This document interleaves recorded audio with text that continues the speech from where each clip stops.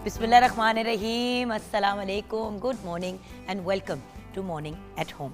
Viewers, आज आपसे बात करनी है पोल्यूशन की, स्मॉग की। और आपने सर पकड़ लेना है कि हर वक्त ही एक ही रोना रोती रहती है। एक्चुअली मैं इसलिए ये रोना रोती हूँ कि सांस लेना और ब्रीदिंग हमारे जिस्म का एक बड़ा अहम फंक्शन है, और अगर हमारा सांस रुक जाए तो हम मर जाएंगे। It is really that simple. और हम अभी भी ये नहीं समझ पा रहे कि आजकल जिस लेवल की स्मॉग और पोल्यूशन हमारी इन्वायरमेंट में है, उससे किस लेवल का नुकसान जो है हम लोग बर्दाश्त कर रहे हैं। आप लोगों ने नोट किया व्यूअर्स कि कितने ज़्यादा खांसी के, ज़ुकाम के, सांस के जो ENT के मसाइल होते हैं वो चल रहे हैं। वो एक्चुअली इसलिए चल रहे हैं बिकॉज हमारी हवा में इतनी आलूदगी हो गई है। देखिए व्यूअर्स, लॉजिकल सी बात है, हम सांस लेते हैं, वो सांस हमारी नाक से हमारे सिस्टम के अंदर जाता है और हमारे फेफड़ों में जाता है, जहाँ पे हमारा ये जो हवा होती है वो फिल्टर होती है लंग्स में। ऑक्सीजन हमारे लंग्स ले लेते हैं और बाकी सारी चीज़ें जो हैं वो हम सांस के थ्रू बाहर निकाल देते हैं। अब अगर जो हम हवा अपने अंदर लेके जा रहे हैं, जो हम हवा ब्रीथ कर रहे हैं, वो गंदी होगी, आलूदा होगी, उसके अंदर छोटे छोटे पार्टिकल्स होंगे, गंद के, वायरसेस के, बैक्टीरिया के, तो वो सारी चीज़ें सबसे पहले हमारे लंग्स को जाके, हमारे फेफड़ों को जाके मुतासिर करेंगी। बहुत से ऐसे लोग हैं जिनके सिर्फ फेफड़े नहीं मुतासिर हो रहे, उनके गले ख़राब हुए हुए हैं, उनके कानों में इन्फेक्शंस हुई हुई हैं, नाक में नेज़ल ड्रिप का इशू हो गया है। जिन लोगों को ज़िंदगी में कभी साइनस की प्रॉब्लम हुई नहीं थी, आज उन लोगों को साइनस के भी मसाइल हो रहे हैं। सो द फैक्ट इज़, अपनी इन्वायरमेंट को और अपनी हवा को, अपनी आबो हवा को साफ़ सुथरा रखना हम सब की जिम्मेदारी हो गई है। हर तरफ गंदगी है, धुआं है, प्लास्टिक वेस्ट है, आवाज़ों का शोर मचा हुआ है। तो पोल्यूशन तो हर किस्म की है, लेकिन ब्रीदिंग के पॉइंट ऑफ व्यू से अगर बात करें तो एयर पोल्यूशन हमें ज़्यादा मुतासिर करती है, लेकिन लैंड पोल्यूशन और प्लास्टिक पोल्यूशन भी हमारे सिस्टम के ऊपर बड़े नेगेटिव असरात रख रही है।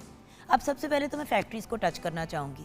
लोग घरों की और गाड़ियों की बात करते हैं, मैं सबसे पहले फैक्ट्रीज़ की बात करना चाहती हूँ। फैक्ट्री से जो धुआं निकलता है, गाड़ियों का जो एग्जॉस्ट होता है, और जलती हुई चीज़ें जो हैं उनसे जो धुआं निकलता है वो इतना जहरीला होता है। वो बेसिकली जहरीले केमिकल्स होते हैं जो अगेन जब कोई चीज़ जलती है हवा का हिस्सा बन जाती है। जब वो हवा का हिस्सा बन जाती है तो हमारे सांस में जाती है। ये ज़रा धुआं देखें जो फैक्ट्री में से निकल रहा है। मैं चाहूँगी ज़रा व्यूअर्स एक दफ़ा फिर इस पिक्चर को देखें, जिसमें ये देखें। अब ये धुआं इतनी ज़्यादा मिक़दार में जब निकल रहा है, जब ये आपकी हवा में मिक्स होता है, तो ये आपके सिस्टम का, आपके लंग्स का, आपके ब्रीदिंग सिस्टम का क्या हाल करता है, आपके रेस्पिरेटरी सिस्टम का। सोचने की बात है। फिर दमे की प्रॉब्लम भी होती है, ब्रोंकाइटिस भी होता है, दूसरी रेस्पिरेटरी बीमारियां भी होती हैं, ENT के बहुत से मसाइल होते हैं। बच्चे, बुज़ुर्ग, आप किसी एज ग्रुप को देखें, वो किसी ना किसी सांस की बीमारी में मुब्तला है।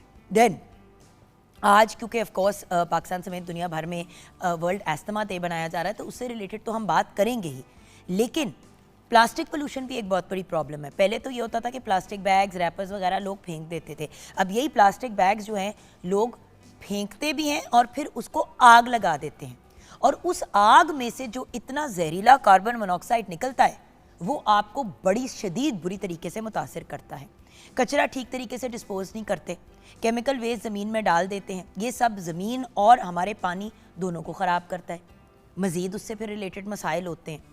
ग्लोबल वार्मिंग एक बहुत बड़ा सबब है जिसकी वजह से मज़ीद हमारे हालात ख़राब हो रहे हैं। होता ये है कि जब मौसम और टेम्परेचर आगे पीछे शिफ्ट होता है तो आपकी पूरी दुनिया का निज़ाम उल्टा हो जाता है। जिन मुल्कों में इस वक्त नॉर्मल, मतलब एक स्प्रिंग का, या जिसको बहार का मौसम कहते हैं, जहाँ पे ठंडा मौसम होता था, उन जगहों पे आज या तो बहुत शदीद सर्दी पड़ रही है या गर्मी है। अब मैं यही देख रही थी ऑनलाइन के अगर आप इंग्लैंड को देखें, लंदन को देखें, तो लंदन में इस वक्त नॉर्मली जो है वो बहार का मौसम आ जाता है और मौसम बड़ा स्टेबल हो जाता है। वहाँ पे आज भी, अब अगर आजकल की भी बात करें तो रात को 10 डिग्रीज़ का टेम्परेचर हो जाता है, यानी कि प्रॉपर सर्दी हो जाती है। सो टेम्परेचर हर जगह अजीब सा हो गया है। आजकल जो इतनी शदीद गर्मी लाहौर और गिरदोनवा में पड़ रही है, मई में शुरू, बिगिनिंग मई में या एंड ऑफ अप्रैल में ऐसा मौसम नहीं होता था। ये तो बड़ा अच्छा प्लेजेंट मौसम होता था, हम लोग एक्सरसाइज करते थे। इसी मौसम में कुछ साल पहले मैं आउटडोर वॉक करती थी, हम लोग साइकिलिंग वगैरह जाते थे। सारा सिस्टम व्यूअर्स उल्टा हो गया। सांस लेने में तकलीफ, सीने में भारीपन, लगातार खांसी जो रुकती ही नहीं है, ये सांस में ये आपके एस्थमा के कुछ सिम्टम्स होते हैं और इन्हीं को हमने हैंडल करना है। अच्छा, इसके साथ साथ वो क्या चीज़ें हैं जो आपके दमे को ख़राब करती हैं? कुछ लोगों को एलर्जिक एस्थमा होता है, सर्टन चीज़ों से उनको दमा होता है। इसमें घरेलू जानवर अनफॉर्चुनेटली बिल्लियाँ हो गए, कुत्ते हो गए, इवन चिड़ियाँ हो गई, उनके पर हो गए, इन चीज़ों से लोगों को एलर्जी हो जाती है। अब मुझे याद है कि काफ़ी साल पहले मेरे बेटे हमज़ा को जो है वो बिल्लियों से एलर्जी हो जाती थी। अल्लाह का शुक्र है कि अब वो वाली चीज़ सेटल हो गई है, वो जो कहते हैं ना, he is grown out of it. वरना उस ज़माने में मुझे याद है हमारे पास 6 बिल्लियाँ होती थी घर के अंदर और हमज़ा के इतना बुरा ब्रीदिंग का प्रॉब्लम हो गया था कि सीटियाँ आती थी, सीटियों की आवाज़ आती थी सांस में। जब उसको लेके गई डॉक्टर पे तो डॉक्टर ने कहा कि जी आपको अपनी बिल्लियाँ जो हैं वो आपको देनी पड़ेंगी। तो फ्रेंड्स, फैमिली, रिलेटिव्स में बहुत दिल पे पत्थर रख के दिया। अब फिर खैर हमने बिल्लियाँ रख रही हैं, अल्लाह का शुक्र है, बाकी बच्चों को ऐसा कोई इशू नहीं है। लेकिन बिल्लियों के जो बाल होते हैं, फिर उसके अलावा जो उनके पर होते हैं, फिर उनका जो वेस्ट होता है, उससे जो एलर्जेंस निकलते हैं वो भी हवा में मिक्स होके दमे का एक इफ़ेक्ट क्रिएट करते हैं। तो हम ऑब्वियसली इससे रिलेटेड मज़ीद इन्फॉर्मेशन लेंगे, लेकिन जो हम चीज़ें कर सकते हैं हमें उनके बारे में ज़रूर सोचना है। जैसे कि गाड़ियों का हम इतना ज़्यादा व्यूअर्स बेतुका इस्तेमाल करते हैं, बाइक का भी। एक बंदे ने मतलब 4 लोग एक ही इलाके के एक जगह जा रहे हैं, अलग-अलग अपनी गाड़ियों में जा रहे हैं, अलग-अलग किसी किस्म की जैसे गाड़ी को अरेंज कर रहे हैं, या जैसे आजकल बहुत ज़्यादा जो रेंट पे आप गाड़ी कर सकते हैं, जो आपको राइड्स आप लोग जो बुक करते हैं वो वाले सिस्टम हो गए। तो राइड बुक करा ली कि जी हमने जाना है सौदा लेने के लिए, फिर राइड बुक कराई वापस आने के लिए, या आपने प्रॉपर, क्योंकि ऑब्वियसली सामान लाने ले जाने में भी इशू होता है। अब रिक्शों की बात करें तो रिक्शों में से इतना ज़्यादा धुआं निकलता है, इतना कार्बन मोनोऑक्साइड निकलता है कि मैं आपको बता नहीं सकती। अब जिन गाड़ियों की प्रॉपर सर्विसिंग नहीं हुई होती या बाइक्स की प्रॉपर सर्विसिंग नहीं होती, उनके अगर आप साइलेंसर वगैरह देखें तो इतना ज़्यादा धुआं निकल रहा होता है उनके एग्जॉस्ट के अंदर से। ये देखें, अब ये धुआं आपको मुतासिर करता है। देखिए, फैक्ट्रियाँ और ऐसे जगहों पे भट्टे वगैरह जहाँ पे चीज़ें जलाई जाती हैं, वहाँ पे तो ऑब्वियसली हमारी गवर्नमेंट जाके जो है वो स्टेप्स ले रही है। एंड इधर मैं बहुत ज़्यादा credit chief minister of Punjab हमारी मरियम नवाज़ साहिबा को बहुत ज़्यादा इस चीज़ का क्रेडिट देना चाहूँगी कि मैडम जो हैं वो clean green Pakistan, clean green Punjab के ऊपर जो एफ़र्ट्स कर रही हैं वो पूरी दुनिया में नोटिस किए जा रहे हैं। और मैं भी खराज तहसीन ज़रूर पेश करना चाहूँगी कि वो उन लोगों के लिए सोच रही हैं। जैसे ये इलेक्ट्रिक बसेज़ उन्होंने लॉन्च की, क्यों लॉन्च की? ताकि जो हवा में आलूदगी बसेस की वजह से फैल रही है वो कम हो जाए। इलेक्ट्रिक बाइक्स इंट्रोड्यूस कराएं, क्यों इंट्रोड्यूस कराएं? इसीलिए कराई जा रही हैं ताकि ये जो हवा में आलूदगी है, फिर ख़वातीन के लिए तहफ़्फ़ुज़ से एक से दूसरी जगह पहुंचने के लिए जो सिस्टम्स क्रिएट किए, उसमें भी इस आलूदगी के पॉइंट ऑफ व्यू से ख्याल रखा। जो एनवायरनमेंट प्रोटेक्शन के पॉइंट ऑफ व्यू से एजेंसीज़ क्रिएट की गई हैं, उनकी टीम्स को भी आलूदगी के पॉइंट ऑफ व्यू से प्रॉपर किस्म की इलेक्ट्रिक व्हीकल्स दी गई या सेमी इलेक्ट्रिक चीज़ें दी गई। तो व्यूअर्स, ये सारी चीज़ें जो हैं अपनी आबो हवा, अपनी इन्वायरमेंट को बेहतर, अपने मुल्क को बेहतर करने के लिए की जा रही हैं। तो जब तक आप और मैं अपना हिस्सा नहीं डालेंगे तो क्या फ़ायदा है? जैसे कि अगर आपके अक्सर होता है कि जिस आप इलाके में रहते हैं वहाँ पे हमसाए के बच्चे भी उसी स्कूल्स में पढ़ते हैं जिन स्कूल्स में हमारे बच्चे पढ़ते हैं, तो क्या बेहतर नहीं है कि अगर आपका एक बच्चा है या 2 बच्चे और हमसायों में भी 2-2 1-1 बच्चे हैं, तो सबकी मिल के सिस्टम क्रिएट किया जाए कि कार पूल के थ्रू एक बंदा जो एक हफ्ते ड्यूटी कर ले, दूसरा हफ्ता दूसरी ड्यूटी कर ले, या वीकली जो है हर रोज़ किसी एक फैमिली ने जिम्मेदारी उठा ली और वो ले गए। इन्वायरमेंट अपनी जगह बच गई और उसके साथ साथ आप सोचें कि आपका पेट्रोल का कितना खर्चा बच जाता है। सो ये भी एक कंसिडर करने वाली चीज़ है। आइए किचन की तरफ बढ़ते हैं। शेफ़ आमना इलियास हमारा वेट कर रही हैं। अस्सलाम वालेकुम मामू। वालेकुम अस्सलाम। बहुत अच्छी लग रही हो माशाल्लाह। Thank you so much. Amna, ये बताओ, आज हम बात कर रहे हैं पोल्यूशन की, आबो हवा में जो आलूदगी है हमारी, हम क्या क्या कर सकते हैं? अब आप देखो, घरों के अंदर, इवन घर के अंदर लोग क्या करते हैं कि वेस्ट वगैरह जमा करके घर के बिल्कुल बाहर कूड़ा फेंक दिया, फिर जब वो कूड़ा ज़्यादा हो गया क्योंकि खाली प्लॉट है, समझ नहीं आ रही क्या करें, तो उसको जला दिया। जब आपने जलाया तो इतनी ज़्यादा आपकी आबो हवा में पोल्यूशन गई। गाड़ियों का इस्तेमाल, बाइक का इस्तेमाल, कौन सी चीज़ है जहाँ पे हम एहतियात कर रहे हैं? आप खुद बताएं मुझे। बिल्कुल, देखिए, इनफरादी तौर पे हर इंसान है, हम अपनी जगह में जो कर सकते हैं हमारा वो फ़र्ज़ है कि हम फ़र्स्ट ऑफ़ ऑल वो अपना अटेम्प्ट करें। बाकी ऑब्वियसली एक जो एफ़र्ट हो रही है एक हायर एंड पे, वो तो हो ही रही है, लेकिन जब तक हम खुद से अपना पार्ट प्ले नहीं करेंगे, घरों की सफाई, वो क्या सफाई हुई कि आपने घर साफ़ किया और बाहर आपने गंदा कर दिया, ऑब्वियसली वो भी आपकी गली है एंड देन आपकी रोड है, आपका शहर है, आपका मुल्क है। तो एक आप इंडिविजुअली एक रिस्पॉन्सिबिलिटी लें कि यार वीकली बेसिस पे अगर रोड है, हमारे घर के आगे का एरिया है, वो सारा हम लोग पूरा उसको क्लीन करेंगे या वॉश करेंगे। इस तरह से आप टर्न बाय टर्न, आपके नेबर्स, हम लोग तो इसी तरीके के साथ चलते हैं कि चलें आज हम कर लेते हैं, नेक्स्ट आप कर लें, ताकि वो भी एक, और फिर जो एक प्रॉपर गार्बेज डिस्पोजल एक पूरा सिस्टम है अब तो बड़ा अच्छा है। आपके डोर स्टेप पे जो है वो गवर्नमेंट लेवल पे ये चीज़ है कि वो खुद आके आपको उस चीज़ के लिए प्रोवाइड करें कि आप प्रॉपर डिस्पोज ऑफ करें अपना गार्बेज। तो ये छोटे छोटे स्टेप्स जब हम लेंगे तो ही उसके हमारे जो है वो वाइडर एस्पेक्ट्स नज़र आएंगे, हमें रिजल्ट्स नज़र आएंगे।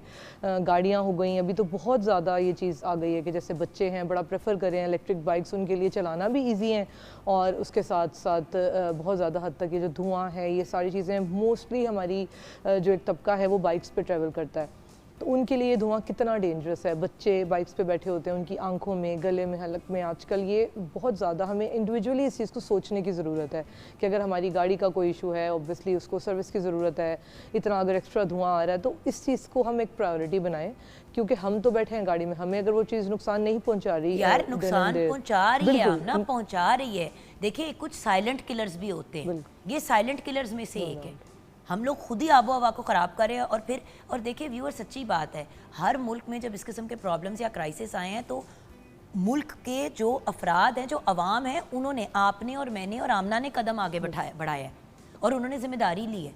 देखिए एक होती है जो गवर्नमेंट की जिम्मेदारी होती है, एक होती है कॉर्पोरेट सेक्टर की जिम्मेदारी, एक होती है हमारी है citizens of this country and citizens of the world. क्योंकि यहाँ पे जो हम आबो हवा में नुकसान पैदा कर रहे हैं वो दूसरे ममालिक को भी इफेक्ट कर रहे हैं। और बहुत से हमारे यहाँ पे जो प्रॉब्लम्स चल रहे हैं वो इसलिए चल रहे हैं क्योंकि दूसरे ममालिक ने एहतियात नहीं की। सो हमें अब बहुत सेंसिबल अंदाज में आगे बढ़ना होगा, एक साथ मिल के।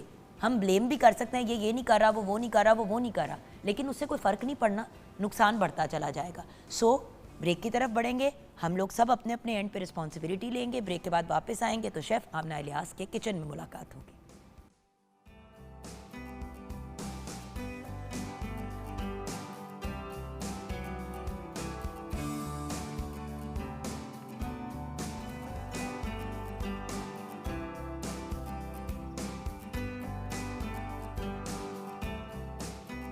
Welcome back from the break viewers. हम आ गए हैं शेफ़ आमना इलियास के किचन में। हाँ जी, क्या बना रहे हैं आज? चिकन ब्रेड बना रहे हैं। अच्छा, तो इसकी सारी फिलिंग वगैरह बनानी है, डो बनाई है, अभी इसकी शेप बनानी है। बिल्कुल सही। अब देखिए ना, मैं आ जाती हूँ, आई गेस एक तो इसके तो दो हिस्से होते हैं, एक डो बनानी होती है और एक आपने फिलिंग बनानी होती है। तो इनिशियली हमने इसके अंदर डालना है अनियन, प्याज। अच्छा, प्याज, उसके बाद फिर हम इसके अंदर थोड़ा सा मैदा डालेंगे ताकि वो थोड़ी सी उसके अंदर थिकनेस आ जाए फिलिंग के अंदर। वैसे तो आप चिकन ब्रेड में कुछ भी डाल सकते हैं। मुझे याद है एक दफ़ा मैं अपनी फ्रेंड के घर गई चिकन ब्रेड खाने के लिए, उसकी चिकन ब्रेड तो चिकन ब्रेड ही थी, लेकिन उसके बीच में उसने चीज़ डाली हुई थी और उसने मशरूम्स डाले हुए थे। बिल्कुल, इसमें इस तरह ही ऑलिव्स डालने, उसने कहा था ये मशरूम चिकन ब्रेड, मतलब चीज़ एंड मशरूम चिकन ब्रेड है। मैंने कहा यार ये तो बड़े मज़े की चीज़ है।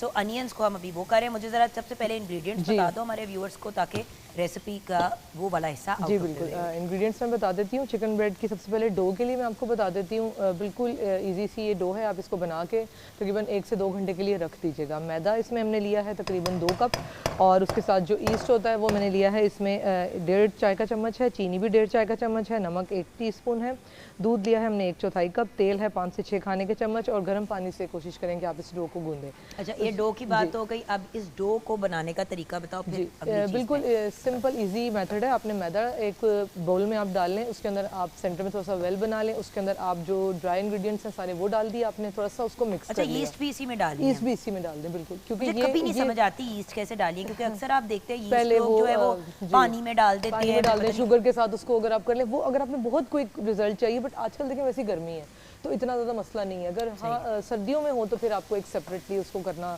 चाहिए कि आप थोड़ा सा उसको अलग से पानी में कर लें, बट वो थोड़ा सा ट्रिकी हो जाता है। लेकिन ये कि इसमें आप सारा कुछ ही इसके अंदर एक साथ डालते हैं। कोशिश किया करें कि सॉल्ट और ईस्ट का डायरेक्ट कांटेक्ट ना करें, क्योंकि ये दोनों थोड़ा सा जो है वो ईस्ट जब सॉल्ट के साथ हो जाता है तो दैन वो उसको थोड़ा सा न्यूट्रलाइज कर देता है। तो सॉल्ट हम सेपरेट ऐड कर लेंगे, मैदे में पहले मिक्स कर लिया एंड देन शुगर मैंने इसमें पीसी हुई डाली थी ताकि वो अच्छे से जब डो गूंदें तो उसमें मिक्स हो जाए। उसके अंदर दूध डाल दिया और पानी के साथ जितनी रिक्वायरमेंट है। डो आपने थोड़ी सी, ये देखिएगा आप इस तरह से, ये देखें कितनी है अभी इस टाइम पे सॉफ्ट डो गूंदी हुई है। सॉफ्ट आपने डो गूंदनी है, इसको जस्ट आपने 1-2 घंटे के लिए रख दें, बिल्कुल किचन टॉप पे ही रख दें, कोई ऐसा मसला नहीं है। और उसके बाद आप इसको जो भी इसके आप लोग पोर्शंस निकाल लेंगे एंड देन अभी आपके सामने हम इसकी शेप बनाएंगे। फिलिंग के लिए बता देती हूँ मैं, इसके लिए हम लोगों ने ले लिया है तकरीबन 1 से 2 अपने प्याज लेने ने, बटर हमने इसमें मेल्ट किया सबसे पहले ऑयल में, उसके बाद हमने इसमें डाल दिए प्याज, डाल दिए मैदा, डाल दिया 1/4 कप और दूध डाल दिया हमने 1 कप। काली मिर्च पाउडर है, नमक है और चिकन जो है वो श्रेड किया हुआ लिया है हमने 1.5 खाने का चम्मच जी, और हरा धनिया ले लिया है, उसके साथ शिमला मिर्च है और साथ में हमने ले लिया है ऑलिव्स ले लें या आप, मैंने स्प्रिंग अनियन इधर यूज़ कर रही हूँ।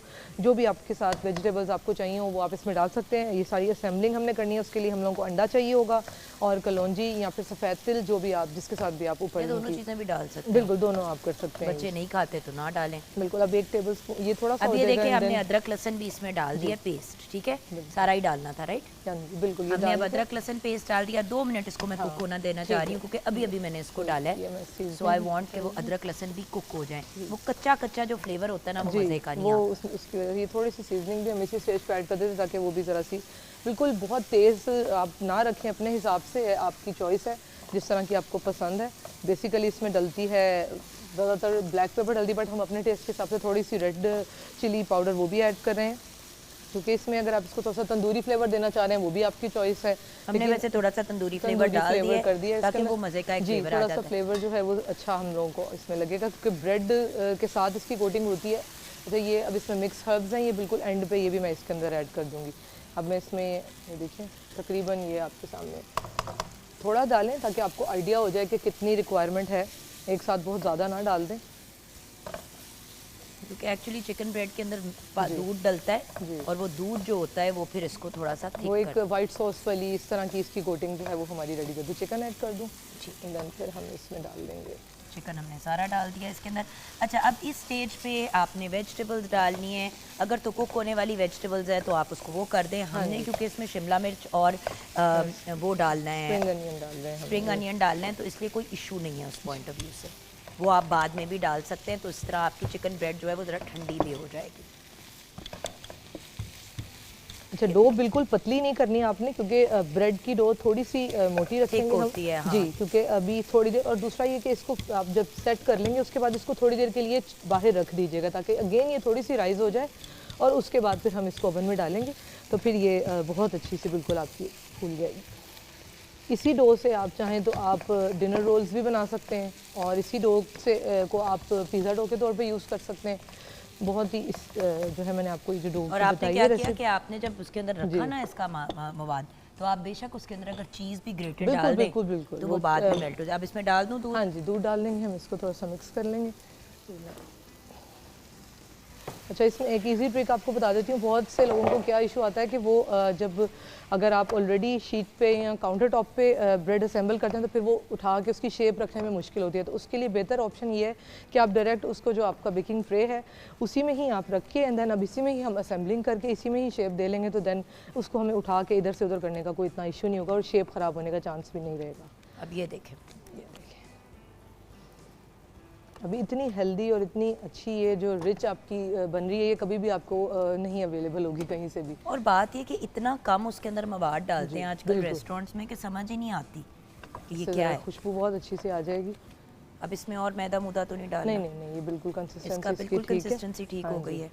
ठीक ये डाल लें थोड़ी सी ताकि ये, अब मैं ये बंद कर देती हूँ। इसमें सारी डाल दूँ? सारी क्या ये डाल लेंगे हम। अब मुझे वो स्प्रिंग अनियन भी डाल दें बेशक, वो भी बिल्कुल इसके अंदर। हम चूल्हा आप बंद कर दें स्टेज पे क्योंकि आपने इसको सिर्फ थोड़ा सा थिक करना था कि दूध का भी टेम्परेचर उसके साथ बैलेंस हो जाए। तो वो गर्म हो गया। अब ये आपके पास अभी थोड़ी सी आपने करनी है ठंडी एंड देन फिर आपने इसको फिलिंग करना है। थोड़ी सी हम प्लेट में निकाल लेते हैं ताकि ये ज़रा ठंडी हो तो फिर हम आपको इसकी फिलिंग बताएंगे। बट अच्छी तरह से ना सारी चीज़ों को मिक्स कर लें क्योंकि वो थोड़ा सा उसका थिक डो होता है ना जी। सो उसका इशू ये होता है कि अगर आप उसको अच्छे से मिक्स नहीं करते हैं तो स्प्रिंग अनियन अलहदा हो जाए। इतना काफ़ी है जी आपके लिए? जी, थोड़ा सा और चाहिए होगा। ठीक है, ये थैंक यू। ये आपकी चिकन ब्रेड का मिक्स तैयार हो गया। यहाँ पे आपने इसको अच्छे so, आपको सिर्फ ये बना के दिखाने का रीज़न ये होता है कि व्यूअर्स आपको पता चल जाए how quick and how easy these recipes are, they don't take forever. आपके बैलेंस के ऊपर होता है। अच्छा, साइड पे अब आप कट्स लगा रहे जी, हैं। थोड़ी सी इसकी शेप ज़रा हम एक फ़िश टाइप की शेप दे रहे हैं इसको। आप चाहें तो पूरा एक आप रोल बना सकते हैं, राउंड बना सकते हैं, डिफरेंट। ये मैं आपको एंड तक हम 2-3 बनाएंगे डिफरेंट शेप्स के साथ, तो आपको आइडियाज़ मिल जाएंगे उससे। अच्छा, ये अभी इतनी ज़्यादा ठंडी नहीं हुई है, लेकिन ये मैं आपको बता देती हूँ। ये देखें, अच्छा, इसलिए मैंने इसको, हाँ, इसको हमने रख दिया जी, इसीलिए इसको मैंने डायरेक्ट ही पैन पे ही रख लिया था, वरना फिर ये अगर गर्म होगी तो फिर इसको ट्रांसफ़र करना मुश्किल हो जाता है। ये देखिएगा, ठीक है। इसको हमने थोड़ा सा जो है ना वो कूल डाउन करना हाँ है। जी। जितनी देर बेटा ये ज़रा सा इसी के सामने आप इसको कर दें ताकि ताकि ये इसको थोड़ी सी ठंडी हवा हो से जो है ना वो थोड़ा सा ठंडा हो जाए। ये भी एक बड़ा अच्छा ऑप्शन होता है कि if you put it in front, उसको बिल्कुल। फ्लैट करके थोड़ा सा एयर कंडीशनर हाँ के जी। सामने कर दें तो थोड़ा सा वो ठंडा ठंडा हो हो जाएगा जाता है। जल्दी, व्यूअर्स, ये सारी ट्रिक्स एंड टिप्स होती हैं जो आप घरों में कर सकते हैं, फनकारियाँ। हम लोगों के साथ अक्सर ऐसा होता है कि गेस्ट आ गए हैं, मेहमान आ गए हैं, समझ नहीं आ रही है क्या करें, एकदम से कोई चीज़ बनानी है, तो ये बड़े अच्छे बहुत अच्छी ऑप्शंस है। और देखिए, आप टाइम कुछ भी नहीं लगता, जस्ट डो ये आपने कोई ओवरनाइट नहीं रखना, यहाँ 7-8 घंटे नहीं, जस्ट इसकी इंग्रेडिएंट्स आप फॉलो करेंगे 1 to 2 आवर्स मैक्सिमम है कि ये आप जितनी देर में प्रेप करें, या आप खाना वाना बना रहे हैं, कुछ और रेडी कर रहे हैं, उतनी देर में ये आपकी डो राइस भी हो जाएगी और आप इसके साथ काम भी कर सकते हैं। Thank you. ये पहले से बिल्कुल बेहतर हो गई है, देखिएगा। ऑब्वियसली अभी भी थोड़ा सा वार्म है, बिल्कुल है, बट लेकिन सड़ता गर्म ना हो। हाँ जी, लेकिन बेहतर यही है कि आप इसको ज़रा ठंडा करके तो फिर आप इसकी फिलिंग इसमें ऐड करें। ये देखिए, गरम डिश से भी निकाल लेते हैं तो उससे भी बड़ा फर्क हाँ पड़ जी। जाता है। ये देखिए, और ये देखिए कि कितनी हमने वाफिर मकदार में इसको डाल के रखा बिल्कुल, है, ये आपको कभी भी किसी भी जगह से इतनी जो है वो अच्छी और हेल्दी क्वांटिटी नहीं मिलेगी। और ये क्योंकि वो आप क्या घर पे करते हैं, वो बनाएंगे। उनका फोकस होता है मैदा है, टोटल जी, मैदे के ऊपर। बिल्कुल। नेक्स्ट के पॉइंट ऑफ व्यू से मैंने रख दिया। अब हाँ, आपने ठंडी ऊपर हो जाए। कलौंजी लगानी है, ये हाँ देखिए मेन चीज़ जो हमने दिखानी थी वो ये थी। आप ये कोई भी इस तरह का मेथड नहीं है कि जो आप कर नहीं सकते, और ये जब निकल के आएगी तो इसकी आप लुक देखिएगा। कोशिश करेंगे दोनों तरफ से आप इसको एक जैसा रखें ताकि फिर उसकी बड़ी अच्छी सी शेप आ जाए, बैलेंस में आ जाती है चीज़। ये देखिए, these are very very quick things viewers, and try करने वाली चीज़ें हैं, मज़े की वेरी चीज़ें। Easy to do. देखिए लास्ट वन, और ये फिश वाली जो शेप है ये हमारी बड़ी क्यूट लगेगी इसके अंदर। अभी हम एग वॉश कर दें और फिर इसके साथ हम इसमें थोड़ी सी एग वॉश का सबसे बेहतरीन चीज़ ये होती है कि वो आपकी बड़ी एक खूबसूरत सी कलर आपकी बहुत अच्छा आ कलर आपका बड़ा खूबसूरत आ जाता है। ऑब्वियसली एग को क्लीन कर लीजिएगा जब एक मुझे ज़रा वो आप देती हैं किचन रोल, ताकि हम इसकी साइडों को भी साफ़ करें, तो इसकी बड़ी मज़े की एक आपकी लुक भी आ जाएगी, आपका काम भी हो जाएगा। और ये देखें ना, राइट ऑन द स्पॉट आपके सामने हमने ये चीज़ तैयार की है, तो ये भी कोई टेंशन वाली बात नहीं है कि हम क्या करें और किस तरह मैनेज होगा और कौन बिल्कुल कोई बनाएगा। टाइम में, शॉर्ट टाइम में देखें, अगर ये इधर हम रेडी कर सकते हैं तो देन आप बिल्कुल इसे ट्राई करें। बिल्कुल, ये देखिए, थोड़ी देर के लिए हम इसको छोड़ेंगे ताकि ये थोड़ी सी राइज हो जाएगी। इसको आपने 180 डिग्री पे 20 से 25 मिनट्स में ये मैक्सिमम कलर इसका आ जाएगा और ये कुक भी हो जाएगी। और ये देखें, अब इसमें हम लोग ये, क्योंकि ज़रा कलौंजी से कलर ज़्यादा अच्छा निकल के आता है, आप चाहें तो सफ़ेद तिल डाल दें। ये अब ये बेक करेंगे और हम आपको दिखाएंगे कि इसकी क्या लुक निकली है। और छोटी सी ब्रेक की तरफ जाएंगे, आप हमारे साथ रहिएगा। ब्रेक के बाद हम बात करेंगे दमे की, यानी कि अस्थमा की।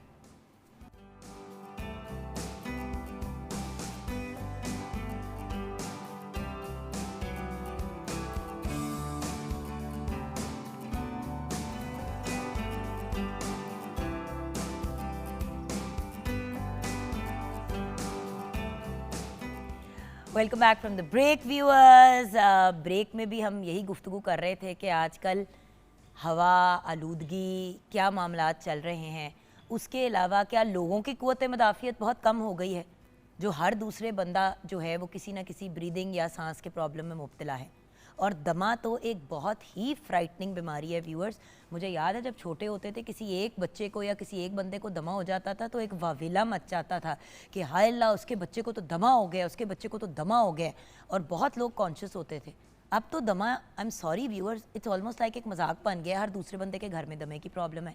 और जितनी ज़्यादा ये सीरियस प्रॉब्लम है उतना ही लोग नॉन सीरियसली ले रहे हैं, क्योंकि हर बंदे को हो रहा है। सो व्यूअर्स, अगर हर बंदे को हो रहा है तो हमें भी ज़्यादा अलर्ट होना है, हमें भी एफर्ट्स करने हैं और जितना अपने आप को महफूज कर सकते हैं करना है।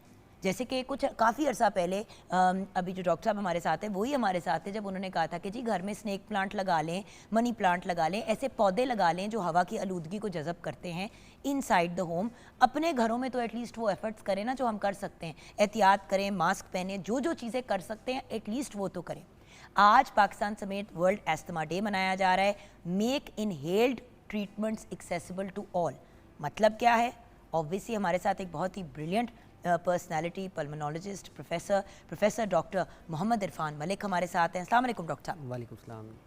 डॉक्टर साहब, वर्ल्ड एस्थमा डे हमेशा, मुझे याद है कि अबाउट 10-12 ईयर्स अगो भी जब हम ये प्रोग्राम करते थे साथ, तो उस वक्त आपकी परेशानी कम थी।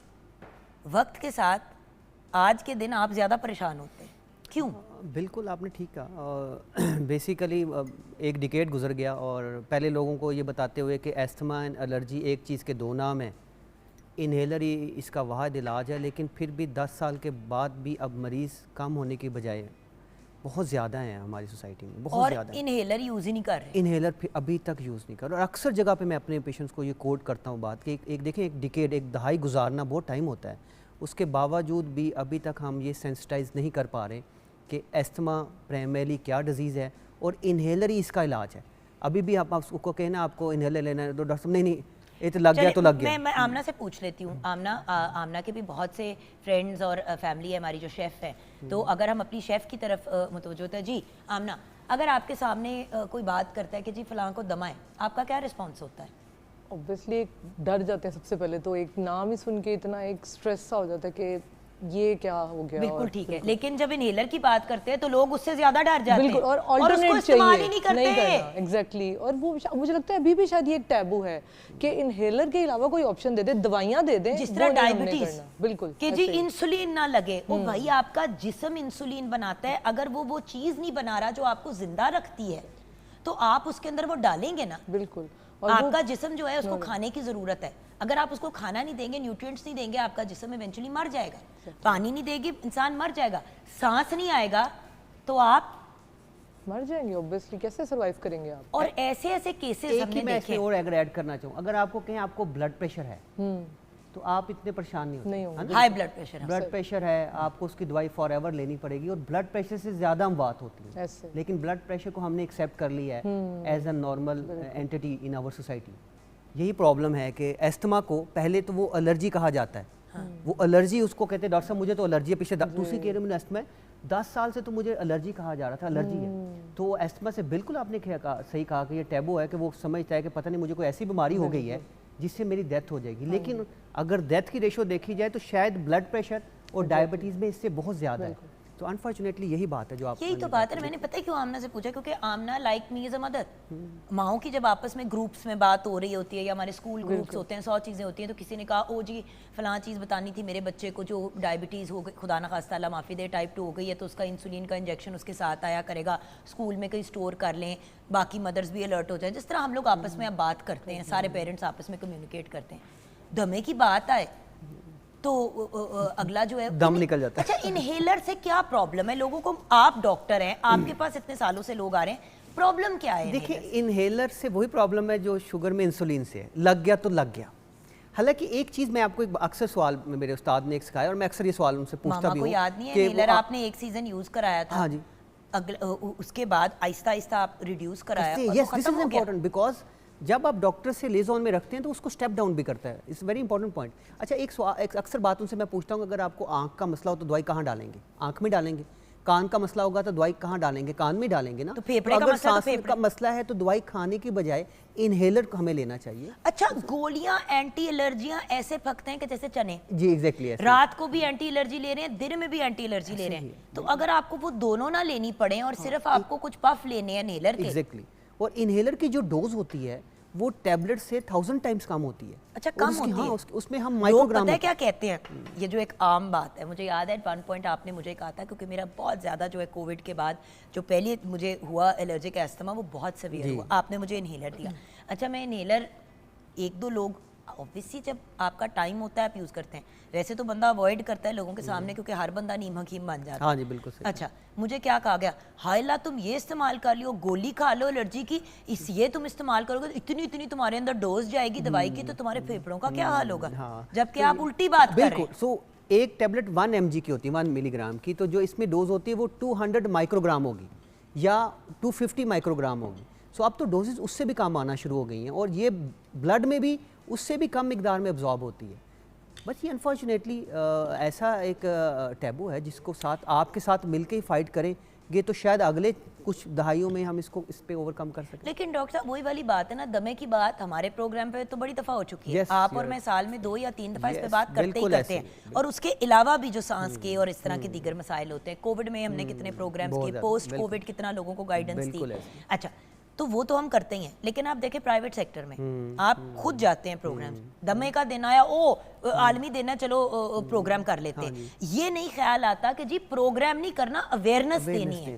रेटिंग के लिए नहीं हम ये काम कर रहे हैं, ये काम हम कर रहे हैं लोगों को आगाही देने के लिए। बिल्कुल, और ये इतना इंपॉर्टेंट मीडिया है आप लोगों का। मैं एक बात बताऊं कि जो मेरी ऑब्जर्वेशन है कि इससे लोग काफ़ी इन्फ्लुएंस होते हैं और वो वैल्यू करते हैं आपकी बात को और उसको ऑप्ट करते हैं। जैसे आपने एक बात की थी, हमने स्नेक प्लांट का बात की, वो बहुत से लोगों ने बाद में फॉरवर्ड किया कि सर ये प्लांट्स होते हैं, ये होते हैं, हमें ये लगाने चाहिए। स्नेक प्लांट, स्पाइडर प्लांट और मनी प्लांट, ये तो आपने मुझे खुद बताया था। मैंने पल्ले, आपको पता है, आप कभी घर आएंगे तो आप देखिएगा कि पूरे डॉक घर के अंदर हमने हर जगह लगाए हुए हैं। देखिए, एक तो खूबसूरती, एग्जैक्टली, एक तो खूबसूरती। अब जैसे हमारे सेट के ऊपर असल वाले प्लांट्स नहीं लगे हुए, इसलिए क्योंकि यहाँ पे ना धूप आती है और ना ही उस तरह से फ्रेश एयर की एक्सेस होती है, तो इसलिए यहाँ पे प्लांट्स हमने लगाए, लेकिन वो बार बार मरने शुरू हो जाते थे, हमें बाहर शिफ्ट करने पड़ते थे, तो वो हमें रखा। मेरी तो ख्वाहिश थी कि इस सेट के ऊपर भी होने चाहिए, बिल्कुल सारे वो वाले प्लांट्स होने चाहिए जो जिंदा है, बट ऑब्वियसली जानदार चीज़ है, you don't want to kill it. Exactly. But घरों के अंदर तो व्यूअर्स हवा की भी एक्सेस है, छांव वाली जगह भी होती है, धूप वाली जगह भी होती है। आप घर के बाहर भी लगाएं पौधे। बिल्कुल, देखिए, आपके घर के बाहर ऑक्सीजन हो रहा है क्रिएट और घर के अंदर भी हो रहा है। आप एटलीस्ट 2 लेयर्स प्रोटेक्शन के तो लगा रहे हैं ना। और सदका जारी है, ये बहुत इंपॉर्टेंट है। सदका आप बाहर लगा रहे हैं, दरख्त लगाते हैं, वो ग्रो करता है, वो आपके लिए सदका जारिया बन जाता है। अच्छा, ये तो आपको अब आ जाते हैं जीरो पे। दमा है, ये पता कैसे चलेगा, इसके सिम्टम्स क्या हैं? अच्छा, अभी तक लोगों को ये नहीं पता। हाँ, दमा बेसिकली सांस की नालियों की सोजिश है। अब ये अलामत क्या देगी, इसके साथ खांसी हो सकती है, सांस में सीटों की आवाज़ आ सकती है, चलने से सांस का फूलना या सांस में दुश्वारी हो सकती है। और ये सिम्टम्स डे टाइम, ज़्यादातर लेट नाइट, अर्ली मॉर्निंग या सीजनल, सर्दियों में मिट्टी धुएं से या स्मोक से ज़्यादा हो जाती है, और in between you are symptom free. तो इसको डायग्नोज करने के लिए आपको कोई रॉकेट साइंस की ज़रूरत नहीं है। आपकी अलामत ही आपको बता देती है कि मुझे डॉक्टर साहब खांसी होती है, रात को ज़्यादा होती है, सुबह फजर के वक्त होती है, सर्दियों में ज़्यादा होती है, कभी ठीक हो जाती है, और मेरी सांस में सीटों की आवाज़। तो ये सारा साल चल रहा है, आई एम सॉरी, आप सर्दियों की बात करें, आप तो वो बात करें जो टेक्निकल है, लेकिन आप बताएं अभी इस वक्त मेरी अपनी जो स्टाइलिस्ट है निदा, आपने उसको क्या दिया, आपने उसको इनहेलर ही दिया है, और आपने उसको इंजेक्शन भी लगवाना पड़ा था उसको, क्योंकि उसने राइट टाइम पे नहीं कराया, और अब वो नेबुलाइज भी हो रही है। हाँ जी, बिल्कुल, बिल्कुल। सो बात ये है कि वो अब ये टेक्निकली तो गर्मियां आ गई हैं। This is very important question, why so? अच्छा नहीं, बट अभी तो स्प्रिंग है, तो इसमें तो वैसे इसमें एक और चीज़, एक और नहीं, हम इसको सीजन फ्री नहीं कर पा रहे because of the environmental pollution. ये इंपॉर्टेंट पॉइंट है। अब तो देखें, बात है कि हार्वेस्टिंग शुरू हो गई है, गंदम की कटाई हो रही है, डस्टी स्टॉर्म आ रहे हैं, तो ये दोबारा ऑन राइज है। लेकिन बिलीव मी, नवंबर से लेके अब तक हम ऑफ सीज़न नहीं हो पा रहे बिकॉज आपका इन्वायरमेंटल, आप देखें क्या चल रहा है, गर्मियाँ, अगले दिन आपकी इतनी कोल्ड एयर चल रही होती है कि आपकी बॉडी इसको एक्सेप्ट ही नहीं करती। सो इन्वायरमेंटल फैक्टर को इग्नोर मत करें, वो एग्जिस्ट कर रहा है हमारे यहाँ इन रेस्पिरेटरी डिजीज़ को ट्रिगर करने के लिए। लेकिन क्या हमारे जिस्म भी कमज़ोर हो गए? जो हम ब्रेक में बात कर रहे थे कि देखें, जैसे कि पहले कैंसर की शरह शायद ज़्यादा होती थी, यही वाली एक डिबेट चल रही ना कि क्या पहले भी कैंसर इतना ही था और डायग्नोज कम होता था, या कैंसर जनरली जो है वो बहुत बढ़ गया? उसी पॉइंट से मैं ये आपसे पूछना चाहूँगी कि क्या हमारी क़ुव्वत मुदाफ़ियत इतनी कमज़ोर हो गई है कि हर दूसरे बंदे को हो रहा है? To some extent I agree with this statement, not all, because मेरा ये ख्याल है, क्योंकि अब हमें भी काफ़ी टाइम हो गया है ये कैंसर, लंग कैंसर की मैं बात करूँ, तो अब बड़े अर्ली हम डिटेक्ट करते हैं। पहली बात ये मैं आपको बता दूं, पहले जो थे वो मरीज़ लेट आते थे, अवेयरनेस इतनी नहीं थी। दूसरी बात जहाँ तक आपने कही, तो डाइट का बहुत हद तक रोल है। एंड इम्पॉर्टेंट एक पॉइंट याद क्या दमे के अंदर भी डाइट का रोल होता है? जी बिल्कुल। कैसे? अब आपने कहा कि अगर सांस का प्रॉब्लम है तो सांस में देखिए, आपकी कुछ कुव्वतें मुदाफ़ित बढ़ाने वाली डाइट्स होती हैं, कुछ कम करने वाली भी डाइट्स होती हैं। अच्छा, दूसरी बात एक याद रखें, हम एक चीज़ को अपनी ज़िंदगी में बिल्कुल ही इग्नोर कर देते हैं, that is the element of stress and sleep deprivation. जो स्लीप कम लेते हैं लोग और जो स्ट्रेस के साथ वक्त गुजारते हैं, उनका भी इम्यूनिटी जो है ना वो कम हो जाती है। सो हमने अपनी तो मेरे कुछ ही दिन बाकी हैं इस दुनिया में, अल्लाह करम रखे जी, जो किसी का कोई पता नहीं कितने ऑन एयर कह रहे हैं अल्लाह करम करे अभी, क्योंकि इतनी पुरानी अब दोस्ती हो चुकी है और फैमिली टर्म्स है, तो ब्रेक में उन्होंने कहता बस दुआ ही कर सकते हैं कि तुम्हें जल्दी उठा लें। तो ये है कि बहुत सी चीज़ें जिसको हमने साइड पे कर दिया। देखिए, जंक फूड के बारे में किसको नहीं पता कि इसके अपने एडवर्स फैक्टर, लेकिन हम उसको डाइट का एक कंपोनेंट बना चुके हैं और बैलेंस डाइट का हम लोगों को आइडिया ही नहीं है। So diet is a very important ingredient of our body. अच्छा खाना, अच्छा सोना, अच्छा खेलना, ये एक मेखा में एक नॉर्मल ज़िंदगी का पार्ट। दमा यूजुअली छोटी उम्र पे डाइट, अब नूर बानो 4 साल की है माशाल्लाह, 4.5 की, और अभी few months ago 2 months ago उसका एलर्जिक एस्थमा डायग्नोज हुआ। हमने अब इनहेलर, वो छोटी है वो उसको नहीं समझ आती करने की, तो अब उसको नेबुलाइज करते हैं वो इनहेलर वाली दवाई से। यही ट्रीटमेंट है, राइट? वो आपके जो कॉलीग है डॉक्टर कामरान ने, कामी भाई ने ये रेकमेंड किया। अब डॉक्टर साहब बात ये है कि मैं अब आडा डाल दूं कि नहीं मैंने करना, मेरी 4 साल की बच्ची को रात को सांस ही नहीं आ रहा। एग्जैक्टली। और अगर आप इसको प्रॉपर टाइम पे मैनेज नहीं करेंगे ना, तो एक बात याद रखें कि ये फिर फिक्स हो जाएगा और ये रिस्पॉन्ड नहीं करेगा। अच्छा डॉक्टर साहब, हमें फ़ौरन एक ब्रेक लेनी है, फ़ौरन ही वापस आ जाएंगे, फिर इस बात को कंटिन्यू करेंगे। अगर दमा हो गया तो फिर उसका इलाज क्या है और क्या इससे परमानेंटली जान छूट सकी है, ये हम आपसे जानेंगे ब्रेक के बाद।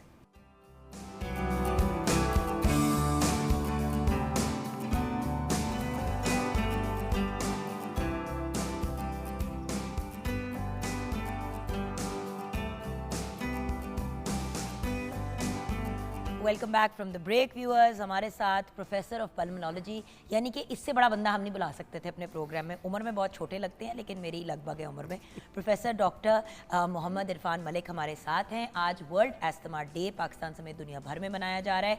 Make inhaled treatments accessible to all. Treatment की मुझसे बात करें डॉक, और ये भी मुझे कंफर्म बताएं कि इससे जान छूट सकती है कि नहीं। देखिए, हमारा क्लेम एलोपैथी में ये है कि वी कैन कंट्रोल एस्थमा, हम इसको कंट्रोल कर सकते हैं। लेकिन जैसे आपने बात कही कि जब आपको एस्थमा डिक्लेयर किया जाता है और आपको इनहेलर बताए जाते हैं, तो आपको कुछ अरसे बाद फॉलो अप के लिए आना है। इसकी जो ट्रीटमेंट है वो स्टेप वाइज है। लाइक फॉर एग्जांपल, हमने किसी पेशेंट को स्टेप 3 पे रखा, आफ्टर 4 वीक्स जब हमने उसको बुलाया तो कुछ अलामात पे हमने इसको डायग्नोज किया कि the patient is having control asthma, कि इसका एस्थमा कंट्रोल हो गया, तो हम स्टेप डाउन करते हैं टिल हम लोएस्ट डोज ऑफ इनहेल जो ट्रीटमेंट है उस पर आ जाएँ। अगर आप लकी है ना, देखिए आप you are living in Pakistan and living in Lahore and asking me कि मेरा इनहेलर कंट्रोल हो गया, तो मैं एस्थमा कंट्रोल हो गया, तो मैं इसके लिए थोड़ा सा डाउटफुल हूँ। यस, अगर आपका एटमॉस्फेयर बहुत नीट एंड क्लीन है, आपका कोई रिस्क फैक्टर ऐसा नहीं है, तो पॉसिबिलिटी ये भी हो सकती है कि ये क्योर भी हो जाए। और देखिए, रात को क्योंकि दमा ज़्यादा बिगड़ता है, तो व्यूअर्स वही वाली बात जो हमने आपको एहतियाती तदाबीर बताई हैं, एक आप अपने घर के अंदर अगर अफोर्ड करते हैं, एटलीस्ट जिस बच्चे को दमा है उसके कमरे में एयर प्योरीफायर लगाएं। हाँ, बिल्कुल। एटलीस्ट ये काम तो करें, क्योंकि बच्चे ने अपने कमरे में ही जाना होता है ना, या आपके कमरे में जिधर भी सोता है आपका बच्चा आपके पास, जिसको दमे का या किसी इंडिविजुअल को, एक तो आप एयर प्योरीफायर लगाएं। उसके अलावा हवा में नमी, ह्यूमिडिटी का भी आपने ख्याल रखना है। वो इतनी कोई मुश्किल चीज़ नहीं होती, ह्यूमिडिफायर्स बड़े सस्ते मिल जाते हैं। दिन में आप एटलीस्ट वो चलाएं, रात को आप एयर प्योरीफायर चलाएं। दोनों एक टाइम पे नहीं चलाने, क्योंकि वो फिर एक दूसरे को नेगेटिव कर देते हैं। उसके साथ जैसे कहा स्नेक प्लांट या डिफरेंट प्लांट अंदर भी आपने रखे, आपने बाहर भी रखे। एटलीस्ट वो चीज़ें तो व्यूअर्स करें जिससे इर्द गिर्द का एटमॉस्फेयर एटलीस्ट मैनेज। बिल्कुल ठीक है, बिल्कुल आपने ठीक कहा, और इससे परेशान ना हो। देखिए, आप अपने आप को धोखा ना दें कि आपको एलर्जी है। Allergy and asthma one disease with 2 name है। अगर आपने डॉक्टर ने आपको एस्थमा डिक्लेयर कर दिया है, तो उसकी जो कैप्सूल है वो इनहेल फॉर्म में भी आते हैं, इनहेलर भी आते हैं। उसको रेगुलर लें, रेगुलर फॉलोअप रखें, जो डाइट प्रिवेंशन डॉक्टर ने कही है उसको करें। और आप बताएं कि ट्रीटमेंट क्या है इसकी। इनहेलर, अब आपके पास ऑप्शन नहीं है टू डिबेट। नेबुलाइजर नहीं, अब देते हैं ना, नूर को तो नेबुलाइज कर रहे हैं क्योंकि वो उस पेशेंट को दे रहे हैं who is unable to take inhaler, जो इनहेलर नहीं ले सकता। जैसे छोटा बच्चा है, जैसे छोटा, ये एक्सट्रीम ऑफ एज भी हैं, बुजुर्ग भी ऐसे होते हैं जो नहीं लेते, उनको भी हम नहीं ले पाते, उनको हम नेबुलाइजेशन फॉर्म में देते हैं। ऑफिशियली अडल्ट में हम ये कहते हैं, if you need a nebuliser you need a doctor.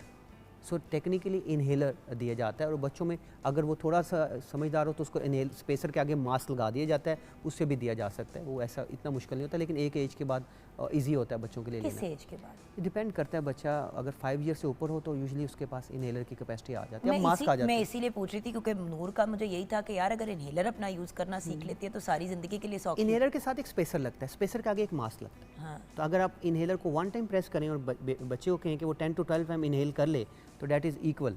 तो ये मास्क और स्पेसर के साथ लिया जा सकता है। बिल्कुल ठीक है। अच्छा, अब डॉक्टर साहब ये तो अपनी जगह ठीक है, लेकिन क्या दमा मोरूसी है? क्या अगर मुझे दमा है तो मेरे बच्चों को भी दमा होगा? क्या स्टोरी है? क्योंकि आपको पता है फैसल और मेरे पहले से भी मेरा हमजा पहले से था, और फैसल के अपनी प्रीवियस मैरिज से 2 बच्चे थे। तो कमाल को दमा था, ठीक है, छोटे होते हुए। अल्लाह का शुक्र है कि वो उसका सेटल हो गया, और रहता भी वो कनाडा में है तो इस वजह से ज़रा प्रॉब्लम कम है। अब बाकी बच्चे ठीक, हसन के भी लंग्स कमज़ोर थे छोटे होते हुए, अब वो अल्लाह का शुक्र है क्योंकि वो प्रीमेच्योर था, और नूर का भी ये है। तो क्या ये उधर से जेनेटिकली आ रहा है? जी, जेनेटिक प्रेडिस्पोजिशन होना 80% में तो ज़रूरी है, होती है यानी कि। अच्छा, दूसरा है कि बच्चों में, ताकि मैं फैसल को कह सकती हूँ तुम्हारी गलती है हाँ, और वो वाइस वर्सा कह दे, ठीक है। मेरी कितों गलती है, मैं की कीता है, थोड़ा चले, मैं तो नहीं दमा देता ना। देखिए पता है व्यूअर्स, मैं हंस क्यों रही हूँ, क्योंकि दमा अब उतनी डरावनी चीज़ इस लिहाज से नहीं रही कि आप उसको बड़े अच्छे से मैनेज कर सकते हैं। Yes, this is इसके important नहीं कि thing। दमा डरावना नहीं है, दमे का इलाज अब डरावना नहीं है। देखो जुगन, अब इतनी कम डोज आ गई। जब हम लोग पीजी थे ना तो डोज इनहेलर की होती थी 500 माइक्रोग्राम, अब 200 पे आ चुकी है, इतनी कम डोज आ चुकी है। तो आपने जो मरूसी की बात की, तो ये मरूसी होना इसका किसी हद तक होना ज़रूरी है। उसके बाद बच्चों में अगर होता है तो 50% प्रोबेबिलिटी ब्लाइंडली ये है कि they grow out of asthma, कि वो एस्थमा से बड़े होकर बेहतर हो जाएंगे। लेकिन देखिए ये बातें उस वक्त हैं जब आपका एटमॉस्फेयर नीट एंड क्लियर है, आपकी हर चीज़ बहुत अच्छी है, लिविंग और अगर आपने फाउंडेशन स्ट्रॉन्ग की है, आपने छोटी उम्र पे उनका इलाज कंटिन्यू रखा, तो बड़े होके बड़ा चांस है कि उनके अपने लंग्स इतने मजबूत हो जाएंगे। लेकिन यहीं पे तो प्रॉब्लम आता है ना। देखिए, आप किसी भी बच्चे का इलाज करें या बड़े का इलाज करें, वो 1 वीक में स्टेबल हो जाता है, लेकिन आफ्टर 1 वीक वो उसको प्रॉब्लम हो जाता है, ओहो इसकी मुझे ज़रूरत नहीं है, और फिर वो रैंडमली इसको लेना शुरू करता है, टिल एक टाइम आता है कि वो नॉर्मल इनहेलर जिससे वो रिस्पॉन्ड कर रहा था उससे भी वो रिस्पॉन्ड नहीं करता। उसी तरह जिस तरह हम एंटीबायोटिक्स की व्यूअर्स बात करते हैं, मसला है दमे का, आप एंटीबायोटिक्स ले रहे हैं, हाँ, ज़रूरत ही नहीं है आपको। बिल्कुल आप तब लेंगे अगर आपको पल्मोनोलॉजिस्ट यानी कि सांस का जो एक्सपर्ट है, जो ब्रीदिंग एक्सपर्ट है, वो आपको डॉक्टर बताएगा कि भाई आपके अब लंग्स के अंदर इन्फेक्शन हो गई है। अभी इन्फेक्शन नहीं है, वायरल नहीं है, वही वाली बात, एलर्जी, एस्थमा मतलब दमा है बेसिकली, और आप एंटीबायोटिक ले रहे हैं, ऐसा बहुत और आपकी बॉडी इम्यून हो जाती है एंटीबायोटिक, और वो फिर वो इन्फेक्शन की वजह से बेचारे को ज़्यादा प्रॉब्लम होती है रादर देन उसको एस्थमा से, क्योंकि नॉर्मल इन्फेक्शन उससे। अच्छा डॉक्टर साहब, मुझे ये बताइए कौन से लोगों के लिए दमा बहुत ज़्यादा डेंजरस है, जानलेवा हो सकता है? जैसे कि प्रेगनेंसी में भी ख़वातीन अब सारी दवाइयाँ छोड़ देती हैं क्योंकि डॉक्टर मना करता है कि नहीं लेनी। तो अब अगर किसी औरत को दमा है और वो प्रेग्नेंट है, वैसे ही सांस उखड़ना शुरू हो जाता है 6ठे महीने के बाद। देखिए, अल्लाह इज़ सो अमेजिंग। आपको इंटरेस्टिंग बात बताऊं कि एस्थमा अगर प्रेगनेंसी में हो तो 2/3 प्रोबेबिलिटी ये है कि या वो कंट्रोल रहेगा या वो स्टेबल हो जाएगा। 1/3 प्रोबेबिलिटी ये है कि वो ट्रिगर करेगा, 1/3, और वो यूजुअली लास्ट ट्राइमेस्टर में होता है। और वही कह रही हूँ ना, 6ठे महीने के बाद दिक्कत होती है। और नो ट्रीटमेंट, कोई भी ट्रीटमेंट एस्थमा की प्रेगनेंसी में कंट्राइंडिकेटेड नहीं, यानी कि आप अपना inhaler continue. Inhalers are safe, और inhaler is the only treatment. Inhaler are safe, yes, वो उसमें से कुछ हम मॉडिफिकेशन करते हैं, लेकिन प्लीज़ इनहेलर लिया करें। और आपने बिल्कुल ये बात बिल्कुल ठीक की है कि हमारे पास जब फीमेल आती हैं वो कंफर्म एस्थमा होती है और वो इनहेलर बंद कर चुकी होती हैं, इस वजह से उनका एस्थमा मुश्किल टू कंट्रोल और बिगड़ जाता है। अच्छा, फाइनली जो सबसे इम्पोर्टेंट चीज़ है, आपका आज के पॉइंट ऑफ व्यू से हमारे व्यूअर्स के लिए पैगाम क्या है, थीम को मद्देनजर रखते हुए? देखिए, इसमें व्यूअर्स से ज़्यादा मेरी 2 लोगों से और भी रिक्वेस्ट होगी। एक तो स्टेट से रिक्वेस्ट होगी कि प्लीज़ इस मेडिसिन को, इनहेलर मेडिसिन को जो है वो अवेलेबल करें in most of the government hospital. Number 2, pharmaceutical companies को भी चाहिए कि इसमें मार्जिन जो प्रॉफिट का है वो कम करें और इनहेलर को सस्ता करें। इनहेलर जो है वो रिलेटिवली कॉस्टली हैं, और जो लोग इसका शिकार हो रहे हैं वो मोस्टली पुअर लोग हैं। सो इनहेलर अवेलेबल करें रिलेटिवली लेस प्राइस पे। और मैं फार्मास्यूटिकल कंपनी से भी रिक्वेस्ट करूंगी जी बिल्कुल कि देखिए जब कोविड आया था तो बहुत से लोगों ने मास्क भी मुफ्त के बांटने शुरू कर दिए थे, बहुत से लोगों ने ऐसी चीज़ें, सैनिटाइजर मुफ्त के लोग इधर उधर बांट रहे थे लोगों को। तो फार्मास्यूटिकल कंपनी से मैं रिक्वेस्ट करूंगी, गवर्नमेंट से ज़्यादा फार्मास्यूटिकल कंपनी जब उसकी कीमत रीजनेबल करेगी तो गवर्नमेंट भी अफोर्ड करता है मुफ्त में देना। बिल्कुल ऐसे ही है, वो अफोर्डेबल हो जाएगी। और देखिए गवर्नमेंट जितना हमें फ्री फैसिलिटीज़ दे रही है, जितने हमारे हिफाजती टीके और दूसरी चीज़ें चल रहे हैं, आपको भी पता है ये बाहर भी नहीं इतना है, ये बात याद रखें, बाहर सस्टेनेबल नहीं है, ये याद रखें जब तक हम सारे अपना पार्ट इसमें प्ले नहीं करेंगे। सो फार्मास्यूटिकल कंपनी भी अगर इसको डिस्काउंट पे करती है, सब्सिडाइज करती है, गवर्नमेंट भी देगी, तो फिर ये अवेलेबल होगा। और पब्लिक के लिए सिर्फ मेरा एक ही रिक्वेस्ट है कि इनहेलर ही पहला और आखिरी इलाज है, प्लीज़। इसके अलावा there is no other option in asthma. Thank you so much doctor साहब। आई नो कि आज आप बहुत मसरूफ़ थे, you had a lot of things going on, आपने अपने बिजी स्केड्यूल में से टाइम निकाला, we are very grateful. Viewers देखिए ना, हमेशा हम कहते हैं फ़लाँ चीज़ करते सदका जारिया, फ़लाँ चीज़ कर दें। अब डॉक्टर साहब जो कर रहे हैं वो अपना तो हिस्सा डाल रहे हैं। ये कोई मतलब अपने क्लिनिक, मतलब जितने वो पैसे अपने क्लिनिक में या अपने किसी काम से पैसे कमा सकते हैं, प्रोग्राम पे आके मुफ्त में आके बात करके जाने का उनको क्या बेनिफिट है? वो आप लोगों के लिए आते हैं अवेयरनेस देने के लिए। वही वाली बात है ना, घोड़े को पानी तक तो लेके जा सकते हैं, ज़बरदस्ती पानी नहीं पिला सकते। बता दिया कि दमा एक प्रॉब्लम है, एलर्जी जिसको आप कहते हैं वो अक्सर दमा ही होता है। आप लोग एंटीबायोटिक्स, एंटीवायरल दवाइयाँ लेनी शुरू कर देते हैं, इतनी इतनी मेडिसिन ले लेते हैं, सुबह एंटी एलर्जी, रात एंटी एलर्जी ले रहे हैं। अगर उसका एक सिंपल इलाज इन्हेलर है जिससे आपकी प्रॉब्लम भी रिजॉल्व हो जाती है और आपके सिस्टम में दवाई भी कम जा रही है। याद रखें, जो दवाई आप ओरली लेते हैं वो आपके गुर्दों और आपके जिगर के थ्रू गुजर के जाती है, तो वो उसको भी मुतासिर करती है। So please be careful, right इलाज फॉर द राइट बीमारी करें। और इन्हेलर्स इतने अफोर्डेबल और इतने वाफिर मकदार में अवेलेबल होने चाहिए कि हर बंदा उसको इस्तेमाल कर सके और हर बंदे की एक्सेसिबिलिटी हो, और अमीर गरीब से इस चीज़ को फ़र्क नहीं पड़ना चाहिए। तो ब्रेक की तरफ जाएंगे व्यूअर्स। ब्रेक के बाद एक बहुत ही ब्रिलियंट पर्सनैलिटी हमें ज्वाइन करेंगे। बच्चों का, यूथ का, एजुकेशन के पॉइंट ऑफ व्यू से क्या फ्यूचर है इस मुल्क में, हम डिस्कस करेंगे। आप हमारे साथ रहिएगा।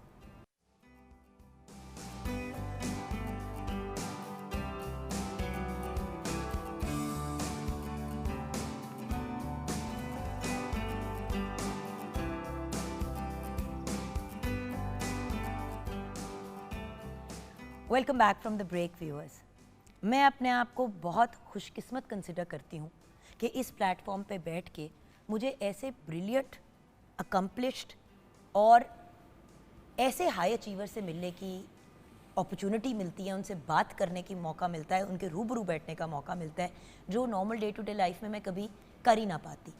ऐसे लोग जो ना सिर्फ हाई अचीवर्स हैं बल्कि नेशनल और इंटरनेशनल लेवल पे हमारे मुल्क का नाम रोशन कर रहे हैं और हमारे फ्यूचर को, जो हमारा यूथ है, उनको ग्रूम कर रहे हैं आगे बढ़ने के लिए। आज जो बहुत ही ब्रिलियंट पर्सनालिटी हमारे साथ है, सबसे पहले ये बता दूं कि 7 यूनिवर्सिटीज़ के माशाल्लाह वाइस चांसलर रह चुके हैं, और उनमें से कुछ ऐसी यूनिवर्सिटीज़ हैं जो बिल्कुल टॉप की यूनिवर्सिटीज़ हैं, जिसका लोग ख्वाब ही देखते हैं कि वहाँ दाखिला हो जाए तो वहाँ का वाइस चांसलर बनना तो बहुत दूर की बात है। इस वक्त हमारे साथ vice chancellor Punjab university Lahore हैं। आप पंजाब यूनिवर्सिटी के 64th वाइस चांसलर हैं।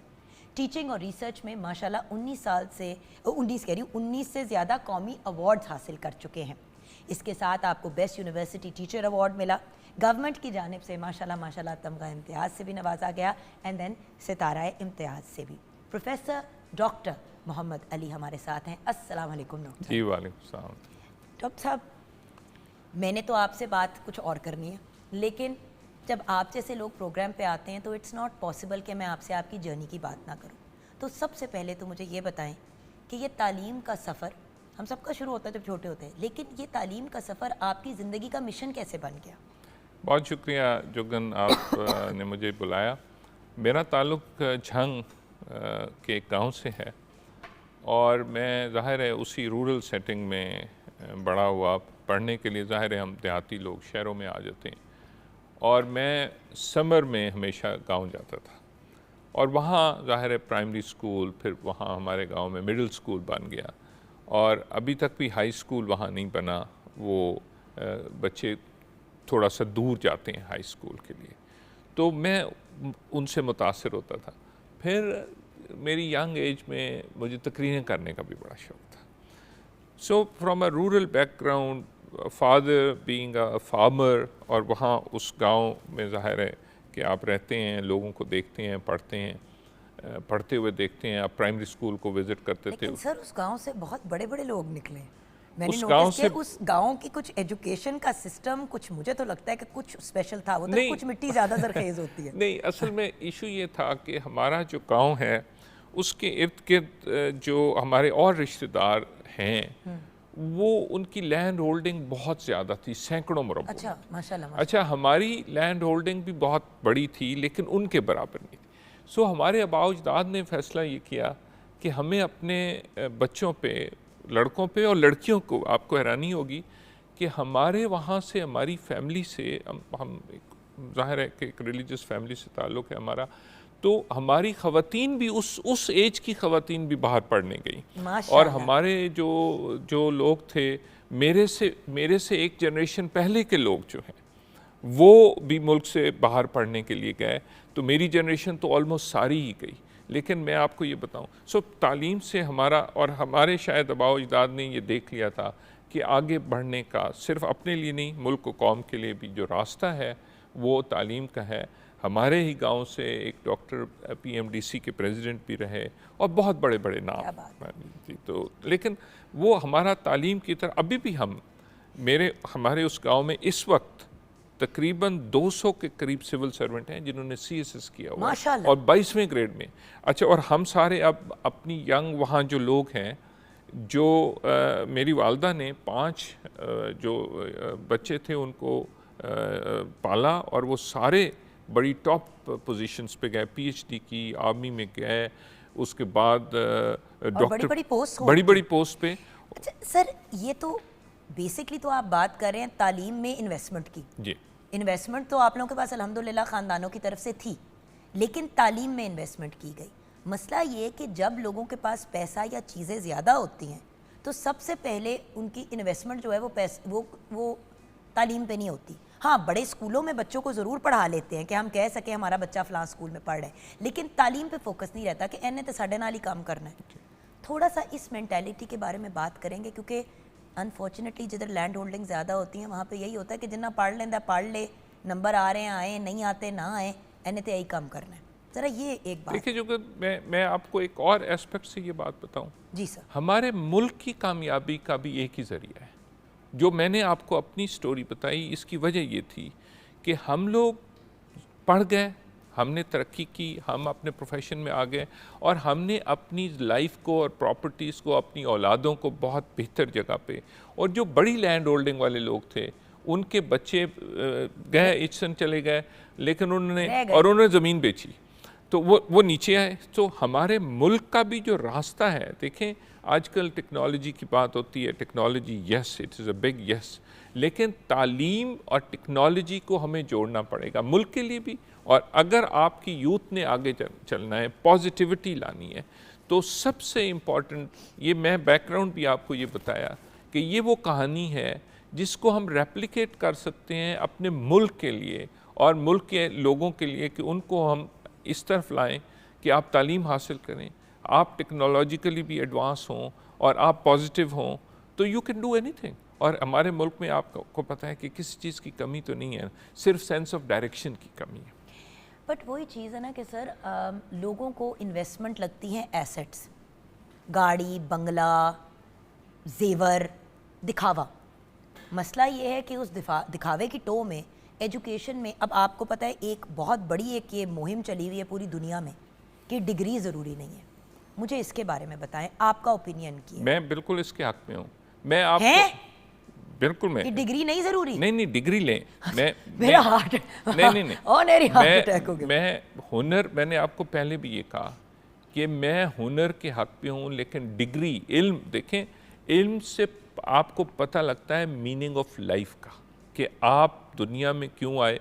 और अगर कोई, मैं कहता हूँ जी, आम आदमी है, वो डिज़ाइनर है, वो टेलर है, वो बाबर है, और अगर वो पढ़ा लिखा है तो अपने उस काम में वो इनोवेशन लाएगा और लोगों को क्वालिटी की तरफ जाएगा, उसको मीनिंग।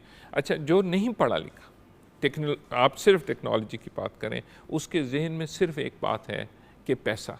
अब मैं जुगन आपसे ये पूछता हूँ, मैं अब आपसे सवाल कर रहा हूँ कि आप क्या कामयाबी को पैसा और ताकत समझती हैं, या या उसको इल्म और खिदमत समझती हैं? इल्म, खिदमत और इज्जत सर। देखिए ना, पैसा तो आप कुछ भी करके कमा सकते हैं, लेकिन एक इज्जतदार रोजी रोटी भी तो कमानी है ना। सर पे छत जरूरी है, लेकिन अगर दिमाग के अंदर ही कोई चीज़ नहीं है तो व्हाट्स द पॉइंट। ये बात है। तो कामयाबी जो है वो ताकत और दौलत से नहीं है। आप टेक्नोलॉजी, आप कहते हैं टेक्नोलॉजी पढ़ लें और आप पैसे कमा लेंगे, क्या यही कामयाबी है? ठीक है, मैं तो ये समझता हूँ कि मैं इससे एक स्टेप आगे जाता हूँ कि कामयाबी ये है कि आपको अल्लाह ताला इस काबिल बनाए कि आप बनी नौ इंसान की कितनी खिदमत कर सकते हैं। और सर वो तभी कर सकते हैं जब इंसान के अंदर नॉलेज हो, because knowledge is power, knowledge is what gives you strength. और ये चीज़ मैंने पता है ये क्यों बात की सर, क्योंकि मेरा बेटा जब लास्ट ईयर कनाडा जा रहा था पढ़ने के लिए, बड़ा एक्साइटेड था कि बाहर जा रहा हूँ, बट हर 2 मिनट के बाद कहे पता है मामा वैसे डिग्री इंपॉर्टेंट नहीं है, आजकल डिग्री इंपॉर्टेंट नहीं है। ये 18-19 साल का जो एज रेंज है ना, उसके अंदर ये बहुत ज़्यादा एक सोच आ गई कि यार आप तो YouTube के ऊपर इतने पैसे कमा सकते हैं, आप फलां चीज़ पे कमा सकते हैं, लेकिन YouTube पे कंटेंट क्या डालना है वो भी तो इस्तेमाल करने का यहाँ पे कुछ होना चाहिए। मैंने एक्टर बनना था sir, my mother simply turned around and said until you don't have a degree मेरे सामने बात मत करना। ठीक, once you have a degree then you can do. अच्छा, मैं एक और आपको एक प्रपोजिशन है, the richest person in this country, can that person become a vice chancellor of Punjab university? बिल्कुल भी नहीं। तो फिर मुझे बताएं ना आपने, मैं ये समझता हूँ कि उधर। अच्छा, फिर दूसरी इंपॉर्टेंट चीज़ जो हम लोगों के लिए पैगाम, माशरे के अंदर बैलेंस की ज़रूरत है। देखें, आपको टेक्नोलॉजी वाले सारे बंदे चाहिए, लेकिन इस सोसाइटी को चलाने के लिए आपको मुअल्लिम भी चाहिए, आपको शायर भी चाहिए, आपको सोशल साइंटिस्ट, पेंटर्स भी चाहिए। ठीक है, तो अच्छा, painting itself is a skill ना जी, कोई इंटीरियर डिज़ाइनिंग है वो स्किल है। जो आप कह रहे हैं जी मैंने एक्टिंग करनी है, तो acting itself is a skill. आपके पेशे में ऐसे एक्टर्स जो पढ़े लिखे हैं और जो पढ़े लिखे नहीं हैं, ऑल्दो जो नहीं वो अच्छे भी एक्टर हैं, लेकिन उनमें फ़र्क होगा, उनकी पर्सनैलिटी में। सर मैं तो एक ही बात कहती हूँ, मेरी माँ का और अल्लाह का कोई ख़ास करम था जो मुझे धक्का दे के मेरी माँ ने बाहर भेज के अपनी डिग्री मुकम्मल करवा ली रोध होके। उसके बाद मैं डायरेक्ट, अभी मेरा ग्रेजुएशन ही हुई थी, मैंने ऑडिशन देना शुरू हो गई एक्टिंग की बाहर, लेकिन इस तालीम ने मुझे लोगों के साथ डील करना सिखाया, उठने बैठने का सिखाया।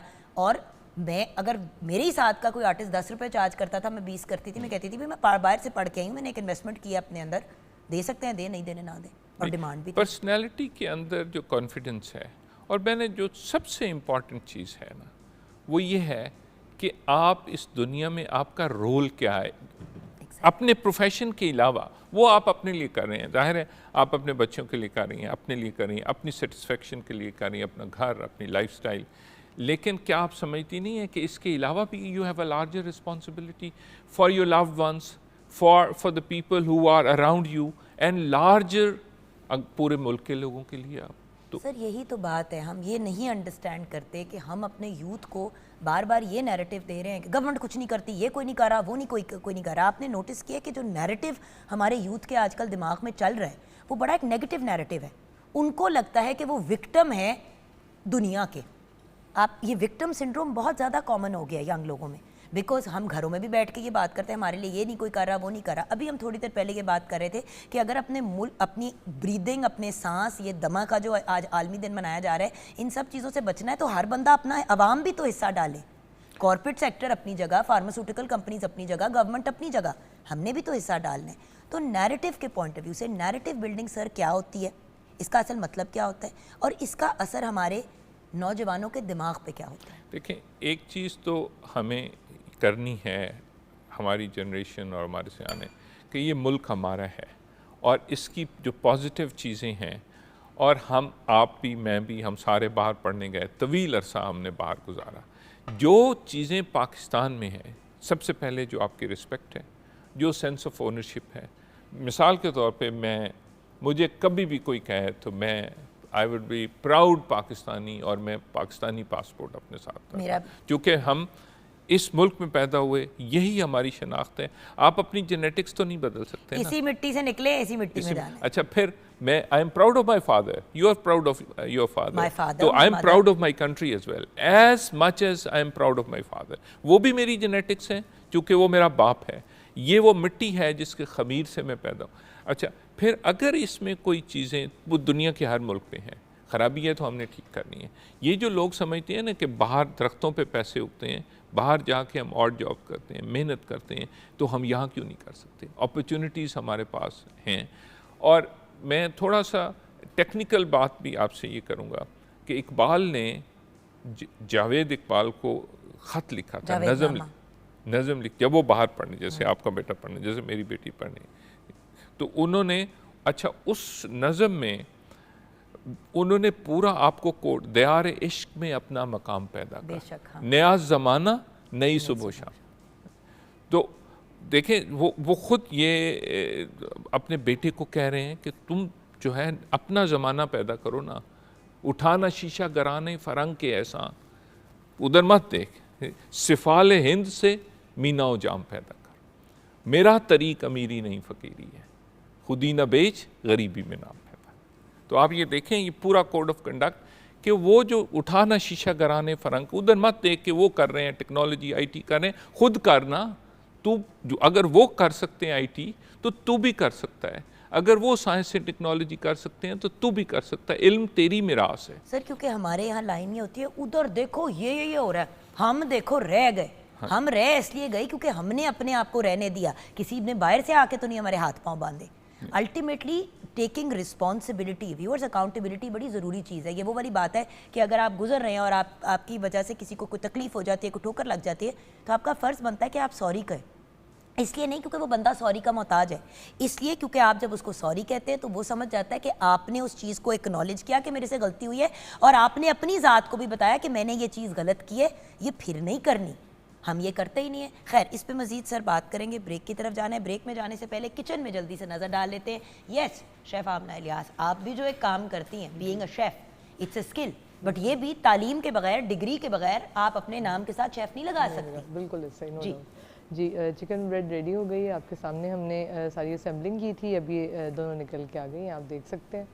थैंक यू सो मच मेरी जान। हम छोटी सी ब्रेक की तरफ जाएंगे। We are in dialogue with an absolutely brilliant personality. Viewers, उनसे अब गाइडेंस लेंगे कि तालीमी इदारे क्या रोल अदा करते हैं और क्या रोल उनको अदा करना चाहिए। And I want to know, Punjab university में सर ऐसा क्या काम कर रहे हैं जिससे एक पॉजिटिव नैरेटिव क्रिएट हो रहा है और हमारा यूथ इंस्पायर भी हो रहा है और इंगेज भी हो रहा है। ब्रेक के बाद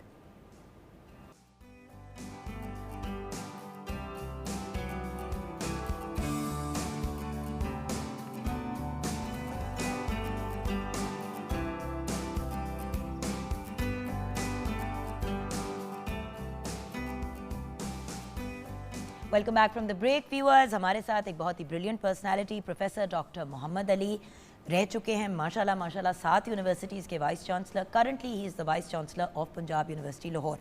सर, बड़ा सीधा और डायरेक्ट सवाल पूछूंगी, नैरेटिव्स की बात करें, इधर उधर की तो बातें कर लेते हैं, मुझे बताएं आप क्या कर रहे हैं।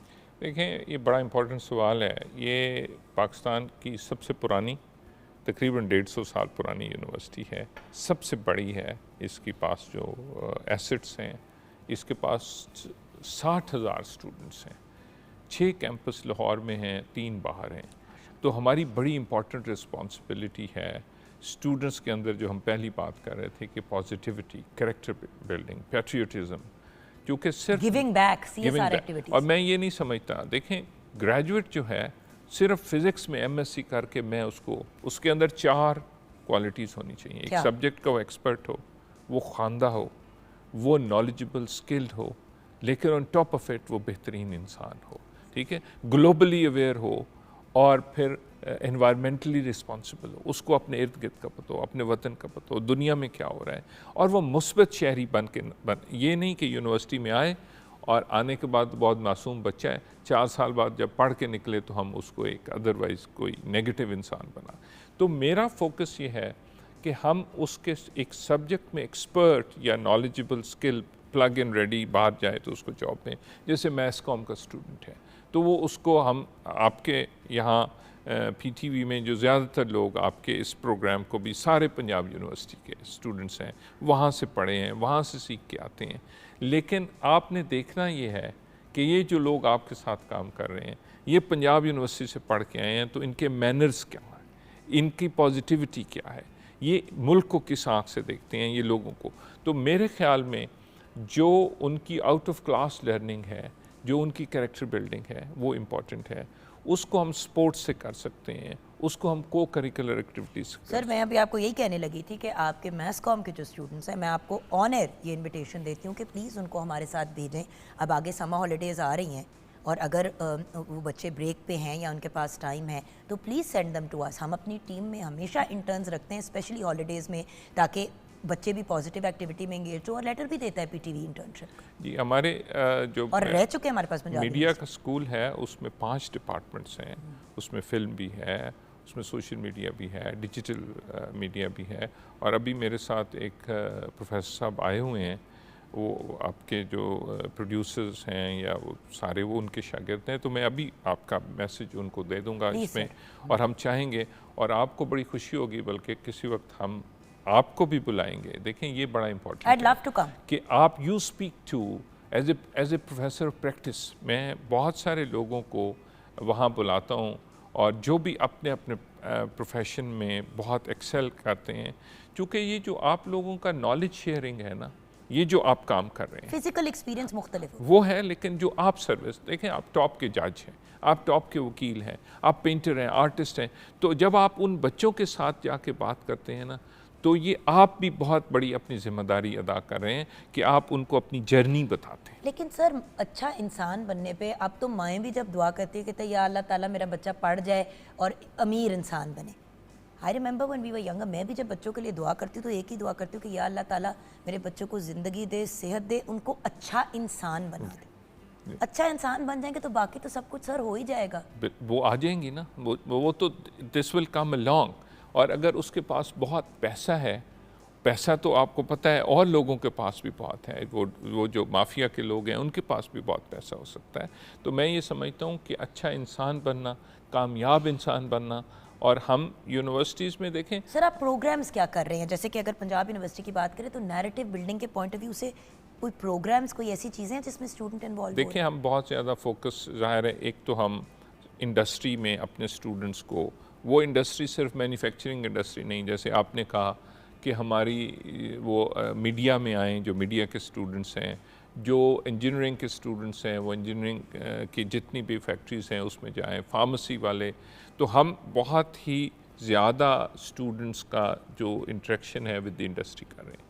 हमने बहुत ही शानदार बिज़नेस इंक्यूबेशन सेंटर बनाया है, जिसमें अगर स्टूडेंट्स को अपना बिज़नेस करना चाहते हैं तो हम उनकी जो है मेंटोरिंग करते हैं, उनको बिज़नेस में डालते हैं। स्पोर्ट्स का हमने बहुत ज़्यादा फोकस हम करते हैं कि जितने स्पोर्ट्स में आए। फिर हमारे पास डायरेक्टरेट ऑफ, फिर आगे जाके नेशनली हमें वो और रिप्रेजेंट कर रहे हैं, और हैं अवार्ड्स लेके आए और हैं। अच्छा, फिर हमने हमारा डायरेक्टरेट ऑफ स्टूडेंट अफेयर्स है, जो कि हमारा बहुत सारी सोसाइटीज़ हैं। हमारे पास म्यूज़िकोलॉजी का डिपार्टमेंट है, म्यूज़िक की सोसाइटी है, हमारे पास ड्रामा की सोसाइटी है, डिबेट्स की सोसाइटी है, नात, किरत, ब्लड डोनेशन। तो हम कोशिश ये करते हैं कि हमारा हर स्टूडेंट किसी न किसी सोसाइटी का एक्टिव मेंबर हो, ताकि वो टैलेंट भी सीखे, उसकी रिस्पॉन्सिबिलिटी भी हो। हमारा Punjab university college of art and design है, उसमें हम बहुत ज़्यादा नुमाइश और पेंटिंग, आज भी 3 बजे नुमाइश है। फिर हमारे पास 2 कॉलेजेस हैं, Punjab university college of information technology, क्योंकि हम ये समझते हैं, और मैं आपके तवज्जुह से ये बात भी कर रहा हूँ कि हम अपने स्टूडेंट्स के लिए पंजाब यूनिवर्सिटी में आईटी को मैंडेटरी कर रहे हैं। हर स्टूडेंट आईटी का एक मॉड्यूल पढ़ेगा, ताकि हम अपनी नौजवान नस्ल को फ्यूचर के लिए ट्रेन करें, because IT is a reality. और हम अगर हर बच्चे को, मसलन वो अरबी पढ़ रहा है, तो अरबी वाला जो बच्चा है उसको भी हम आईटी का एक मॉड्यूल, तो ये वो चीज़ें हैं जो अलाइन करेंगी स्टूडेंट्स को एक बेहतर सिटीज़न, एक बेहतर प्रोफेशनल बनने के लिए। सर वायलेंस फ्री कैंपस, बड़ी कहानियाँ सुनने को मिलती हैं, स्टूडेंट्स की तो आपस में लड़ाई हो सो हो। एक पॉइंट ऐसा भी आया था कि स्टूडेंट्स प्रोफेसर्स को अटैक कर रहे थे, फिज़िकल फाइट्स हो रही थी, पूरी मतलब अगर वहाँ पे कोई एहतजाज भी हो रहा है तो वो वायलेंट एहतजाज में कन्वर्ट हो जाता था।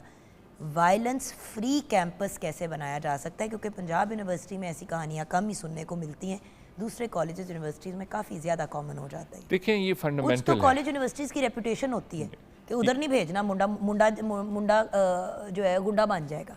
देखें पहले मैंने यही कहा कि हम उसको ला के हमने गुंडा तो नहीं बनाना ना, हमने उसको बेहतरीन लॉ अबाइडिंग सिटीज़न बनाना है जो कॉन्स्टिट्यूशन को फॉलो करता है। और उसको तो यूनिवर्सिटीज़ के अंदर डिसिप्लिन इज़ फंडामेंटल। और मैंने आके कोशिश की है, रेजिस्टेंस तो है, लेकिन मैं ये समझता हूँ कि स्टूडेंट्स और उनके पेरेंट्स के लिए बेहतर है कि हम डिसिप्लिन को मेंटेन करें। यूनिवर्सिटी के अंदर स्टूडेंट्स को, उनकी सोसाइटीज़ हों, वो खुद अपने डिसिप्लिन को देखें। सर असल में आपकी ओपन डोर पॉलिसी है ना, आप क्योंकि सुनते हैं, ये मैं बात आपसे जानना चाहूँगी क्योंकि आप, वरना तो बंदा किसी वाइस चांसलर से सवाल पूछ ही नहीं सकता क्योंकि माइंड कर जाते हैं, क्योंकि नहीं होती ओपन। आपके ख्याल से एक वाइस चांसलर का अपने स्टूडेंट्स के लिए अवेलेबल होना, टीचर्स की नहीं बात करी, सोसाइटीज़ की नहीं, अपने हर स्टूडेंट के लिए अवेलेबल होना कितना ज़रूरी है? देखें ये इम्पॉर्टेंट है, ऑब्वियसली ड्यू प्रोटोकॉल फॉलो करके अपॉइंटमेंट। लेकिन मैं आपको जुगन ये बात बताऊं कि इसमें हमारा जो मैं ये समझता हूँ कि हमारी फैकल्टी को ज़्यादा एम्पावर करना चाहिए, ठीक है, ना कि वाइस चांसलर के पास पावर हो। जो आपका टीचर है, जो आपका चेयरमैन है, जो आपका डीन है, जो आपका प्रो वाइस चांसलर है, ठीक है, लेयर्स हैं। तो स्टूडेंट का हर इशू उनके अपने डिपार्टमेंट के लेवल पर रिजॉल्व होना चाहिए। हमें सिस्टम ऐसा बनाना चाहिए कि उनको इस तरह की तकलीफ ना हो कि वो वाइस चांसलर के लिए, चूँकि 60,000 स्टूडेंट हैं, तो मैं इस चीज़ पे बिलीव करता हूँ जिसको आप पार्टिसिपेटरी मैनेजमेंट कहते हैं, इंक्लूसिव गवर्नेंस, कि आपका टीचर एम्पावर्ड हो, स्टूडेंट का कोई इशू है और अगर वो टीचर से रिजॉल्व नहीं हो रहा तो उस डिपार्टमेंट का डायरेक्टर या चेयरमैन रिजॉल्व करे, वो नहीं हो रहा तो डीन ऑफ द फैकल्टी करे, एंड देन ठीक है। और जितने मेरे पास आएंगे, जितने लोग, जो आपने कहा, मैं अब आप उसका सवाल, वो आप ये देखें कि नीचे का सिस्टम फेल हो रहा है। देखें आप अगर स्टूडेंट हैं नहीं और मतलब बट जो पहुंच रहा है आप तक, यानी का मतलब उसको तो रिजॉल्व होना चाहिए, प्रोसेस से गुजर चुके हैं और फिर फाइनली यानी कि आप इनएक्सेसिबल डीसी नहीं है।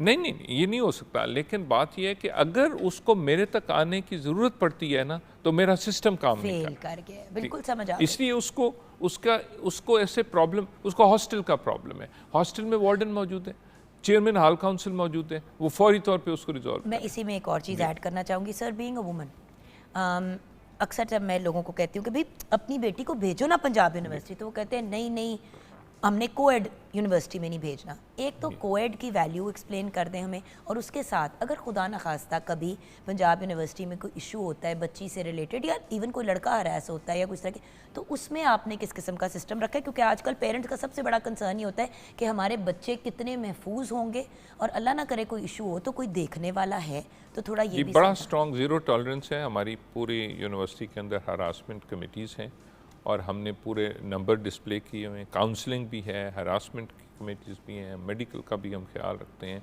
तो स्टूडेंट्स वेलफेयर बड़ा इंपॉर्टेंट है।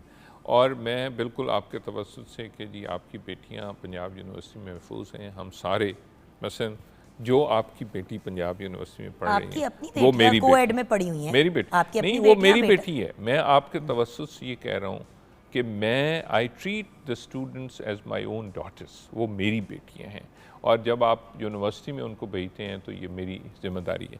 लेकिन मैं आपको एक और चीज़, को-एड की वजह से, अब आप देखें ना, इस प्रोफेशन में आप बैंक में चली जाएं, आप कहीं भी चली जाएं, तो आपके यहाँ यूनिसेक्स जो ऑर्गेनाइजेशंस हैं वो बहुत कम हैं।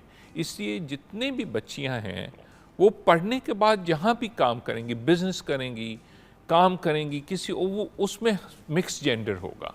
तो ये उनके लिए यूनिवर्सिटी में मिक्स जेंडर में पढ़ना, ये उनके कॉन्फिडेंस को बेहतर करता है, बूस्ट करता है, और फ्यूचर में वो बेहतर प्रोफेशनल बनते हैं। देखें ना, मेडिकल में है, मेडिकल यूनिवर्सिटी में कोई बच्ची जाती है तो वो पढ़ रहे हैं, जब वो हॉस्पिटल में जाएगी तो ये तो कोई ऐसा हॉस्पिटल पाकिस्तान में है जो सिर्फ ख़वातीन का है।